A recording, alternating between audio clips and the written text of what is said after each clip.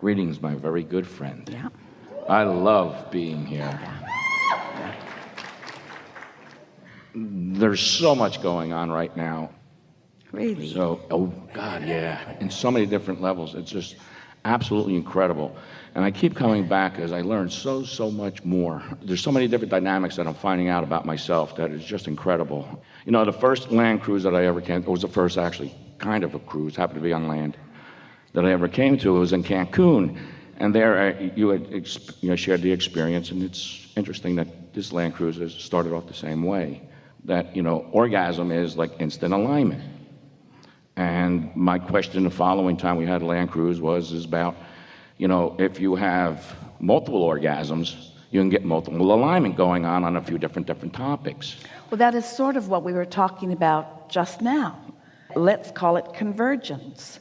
Let's call it convergence of the physical you and the non-physical you in a poignant moment where you allow yourself a realization that is beyond what you know. In other words, you just don't walk around all day having orgasms. Yeah. But when you do, it is noticeable. Very much so, and I love that. And you don't walk around all day having those kind of incredible peak experiences. But if there are enough of them. Yeah, yes. I call it Process 23, and it's one of my favorites. I'm trying to be a good uplifter that I am. I try to help Deborah as much as possible, have multiple alignment on a variety of different topics as frequently as possibly can. And there's a lot of questions that came up during this early part of this conference, and it's been really cool because it just made me think about so many different things. And the first gentleman that was up there, and he was talking about, well, young men like to have orgasms a lot. Well, I got some really good news. So does old men, And it's really cool because 60 is like the new 40 and 50 is like the new 30, and it's really great. And how often do you want them? And the other thing about being follically challenged, if I can't remember yesterday, it's been too long. It just gets better and better. And then your other question was sort of like, when you're talking about that we don't need to be here because we have our own alignment. We don't need to come and meet an infinite wisdom master like yourself, Abraham. And I'm sitting there going, yes, I do. And it's like, why are we here? And keeping with the theme of the topic, it's sort of like that. I come here because the energy's so cool and so powerful. It's sort of like going to an orgy. You feel good when you leave, but you don't know who did it to you. And it's really kind of great. I get tapped in, tuned in, turned on. I am alive. I am well. And this kind of leads me to the question that I heard in Fiji. Oh, I'm sorry. Am I yelling? In Fiji, you mentioned about mental orgasms. And the immediate thought was, oh, that sounds cool. I never had one of them. And, it just kind of like blows my mind. I was like, wow, and I want one. And so. Well, unlike you, at that time, we weren't talking incessantly about sex. Oh. And that's okay. It sounds like fun anyway. I'm glad you gave me clarity on that because my resistance came is like, oh, don't tell Deborah. What we're talking about is convergence. What we're talking about is being in the receptive mode and allowing yourself in your openness to be the receiver of broader perspective. You see, when you understand that law of attraction is about momentum, they're almost the same words. And we talked about yesterday about how when you focus a thought for about 14 and a half seconds now. We used to say 17. It's speeding up rapidly.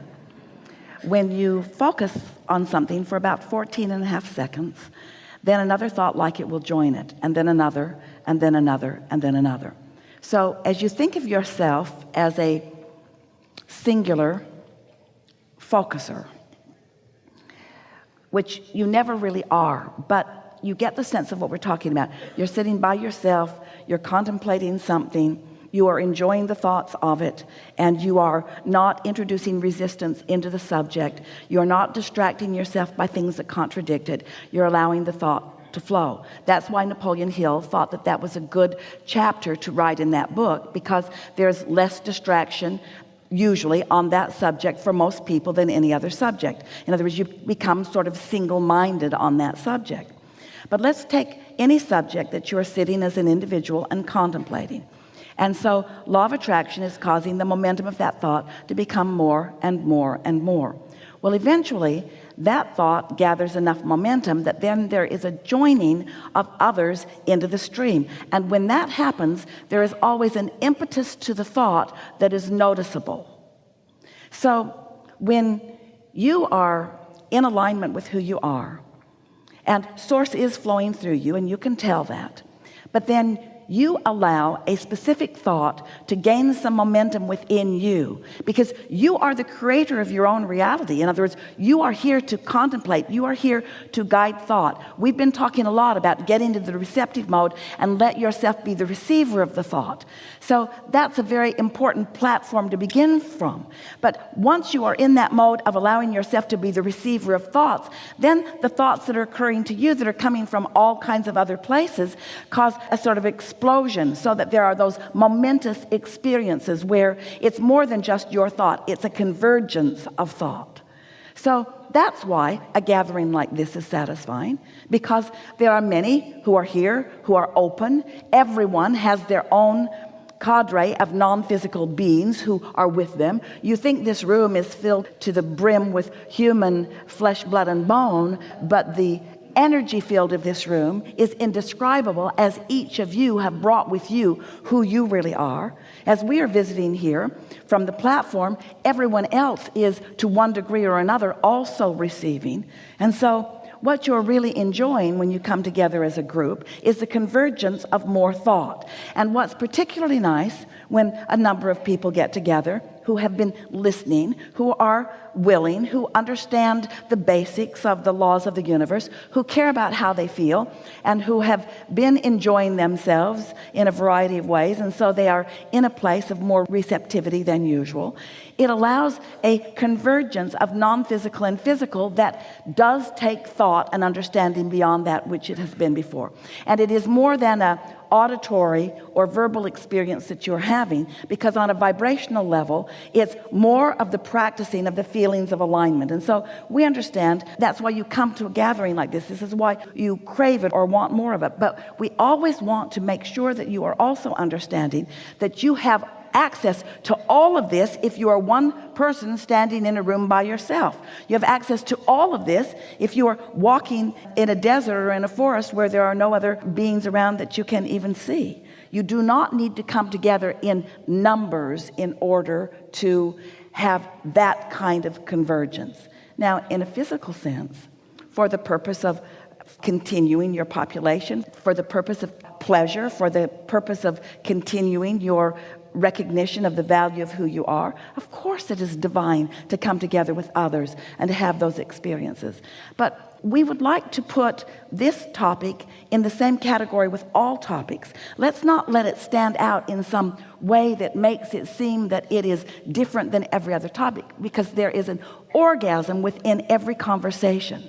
There is an explosion within every coming together on any point. There's that energy point where it goes just beyond what is me, or just beyond what is me and you. It goes beyond, beyond, beyond, beyond. And that's really what we're wanting you to take away from all of this. We want you to seek pleasure in any ways that you can find pleasure. We're not wanting to put any lids on anything. We just want you to understand the vibrational source energy orgasm. I had an experience recently where I was walking in the woods, my wife and I and our dog, and a thought came to me. I received a thought. Yes, I received a thought. Because I was in the receiving mode. And I was thinking of something that is going to happen in the future, and the thought was, that's how you're going to make money. I have no idea how. I just know that that thought said that situation is going to bring money into my life, and I don't understand, or do I need to? You know, I don't want to ask the how. I want to ask, I know why. Well, here's the most important thing about this. We like beginning here with the subject of the receiving mode, because when you acknowledge that you've already created not just the idea of what you want, and not only the path to what you want, but all of what you want. It's just a matter now of you settling in and allowing yourself to be a vibrational match to what you've created enough that you can begin to incrementally realize it. So when that thought comes and it feels like the first, of course it isn't, because much has been going on long before that thought occurred. Recently a woman said to us, Abraham, I really want $100,000 so that I can travel. And it was clear that she really thought that once the $100,000 got there, that she would begin her journey. And we wanted her to understand that that journey had begun so long before the idea of the money, so long before. There is so much that has gone into the vortex, and there is so much momentum that is already underway. And by the time you receive a thought, it is well underway, but we want you to not be so worried about pushing it into, as you said, a clear idea of how or where or what or when. Just let the thought settle in and feel the deliciousness of it as you did. Feel it as something that you've received. And in this case, you might call it the beginning of so much more. Now, beginning is the wrong word, because certainly it isn't the beginning, but the beginning of my perception of what is coming. Now, the next thing that we want to say to you is that you all seem to be in such a rush to get over there to the culmination of what you are wanting, when it is such a delicious experience for the thoughts to unfold, for you to realize them. And this is the thing that we wish for you to settle in and enjoy. Say things to yourself like, well, I was in the receptive mode and I received that thought. And then recall, if you can, how it felt when you received it. And then stand in anticipation of more thoughts like that. More of you receiving the path. Receiving the path. Let's put it in those words. Receiving the impulse for the path. Because we know in many cases you think that you would really like it if someone would just walk up to you and hand you something that you really want, like $1 million or something like that. Just walk up to you and hand it to you. But we want you to know that we know about you, that while that is satisfying on some level, and it would maybe lead to some other things that you want to do, you would have a good time with it, no question about that, but it is so delicious for you to allow the ideas to unravel or to unfold within you.